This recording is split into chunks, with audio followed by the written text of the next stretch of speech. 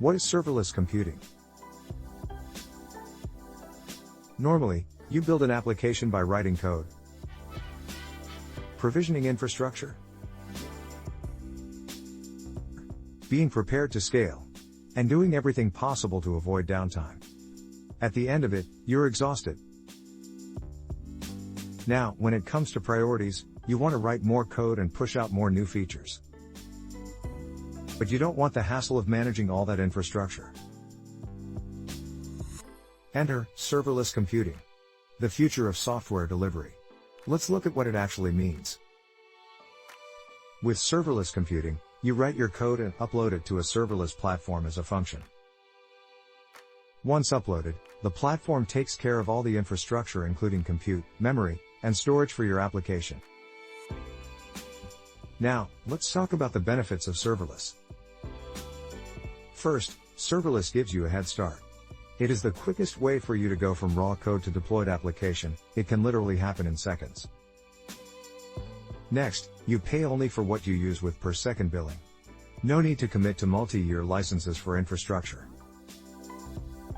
Serverless also lets you scale effortlessly. There are no servers or complex containers to manage. The platform scales automatically based on your app's usage. The top 3 cloud vendors offer serverless platforms: AWS Lambda, Azure Functions, and Google Cloud Functions. Now, let's look at some of the applications of serverless computing.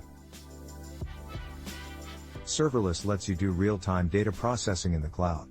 This includes things like image processing, real-time language transcription, and processing streaming data. By combining serverless with an API management service, it's easy to integrate on-premise applications with cloud applications.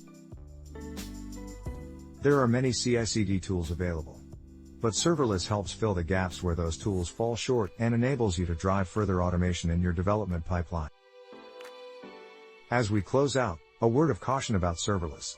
While the cost per second is very low, serverless can become expensive when the volume of requests spikes, or when you use many complementary cloud services like an API gateway and streaming data services. Organizations want to avoid vendor lock-in like the plague.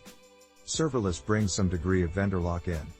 It's a trade-off for the ease of use, so make sure you weigh the pros and cons. Finally, Kubernetes and serverless are both growing at an explosive rate. They are bound to converge at some point.